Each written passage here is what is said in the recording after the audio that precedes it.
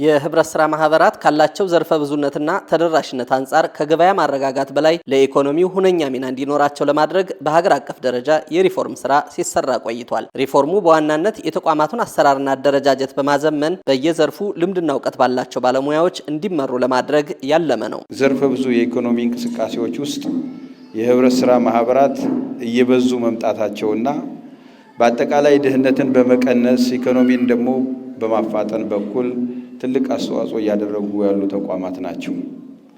ነገር ግን ይህን ያህል ሚና ቢኖራቸው በሚፈለገው ልክ አገልግሎት እንዲሰጡ በማድረግ በኩል በርካታ ተግዳሮቶች አሉባቸው።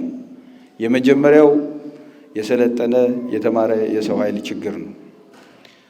ኢኮኖሚን የሚመሩ ተቋማት እንደመሆናቸው መጠን የሰለጠነ የሰው ኃይል ያስፈልጋቸዋል። ፋይናንስ የሚያስተዳድሩ እንደመሆናቸው መጠን የሰለጠነ የሰው ኃይል ያስፈልጋቸዋል። ሪፎርሙን በተሟላ ሁኔታ በማሳካት ማህበራቱ የስራ ዕድልን የሚያሰፉ ምርትና ቴክኖሎጂን አዋህደው የሀገር ኢኮኖሚ ላይ ያላቸውን ድርሻ በማሳደግ የድህነት መውጫ ተቋማት ይሆኑ ዘንድ ያስፈልጋል። ህብረት ስራ ቢዝነስ ናቸው።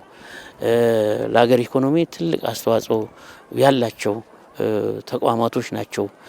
ለዜጎች ስራ ዕድል የሚከፍቱ ናቸው። የሀገር ኢኮኖሚ የሚያሳድጉ መሆናቸውን በተግባር ማሳየት ከሌሎች ለተለመክሮ ማሳየት የኛን ደሞ ክፍተቶች ምን እንደሆኑ በደንብ አይቶ እነዛን ክፍተቶች ከሞላን በአጭር ጊዜ ውስጥ ለአርሶ አደሩ፣ ለአርብቶ አደሩ፣ ዝቅተኛ ገቢ ላለው ህብረተሰብ ከችግር መውጫ ከድህነት መውጫ ሰፊ ተደራሽነት ያላቸው ናቸው። በአማራ ክልል የሚገኙ ህብረት ስራ ማህበራትም በተጀመረው ሪፎርም የማህበራቱን አደረጃጀትና አቅም ማሳደግና ለማህበረሰቡ የሚሰጡትን ዘርፈ ብዙ አገልግሎት ውጤታማ ለማድረግ ጥረት እየተደረገ ነው። ማህበራቶችን ደረጃቸውን ኦልሞስት አብዛኛዎቹ በተለይ ዩኒየኖቹን 100% ደረጃቸው ተለይቷል።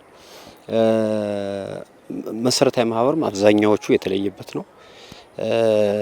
ደረጃ መለየት ብቻ ሳይሆን ደከም ያሉትንም ወደ አንድ መርጅ የማድረግ የመቀላቀል ለምሳሌ መርጅ ማዋሃድ አንዱ ደከም ያሉትን ወደ አንድ የማምጣት 3 4 5ቱም ሊሆን ይችላል። አንዳንዴ ደግሞ ጠንካራው ላይ የዚያን ስያሜ ጠንካራ የሆነ ማህበር ወይ ዩኒየን ካለ ትንሽ ባፈዛጸሙ በመኑ በካፒታል በአጠቃላይ እንቅስቃሴው ደከም ያለው ወደዛ የመቀላቀልም ስራ እየሰራ ነው።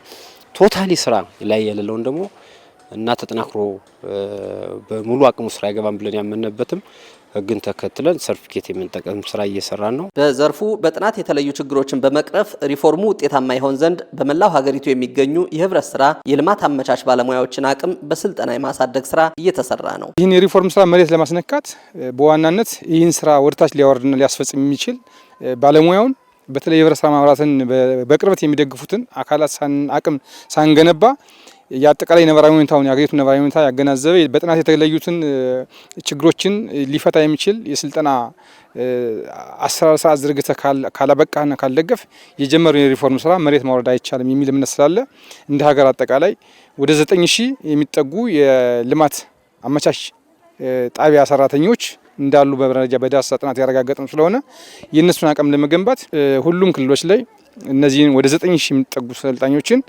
አቅም ለ10 ቀን ስልጠና የመስጠት ስራ ነው በእነዚህ ሰነዶች ላይ የተዘጋጀን ያለ ነው።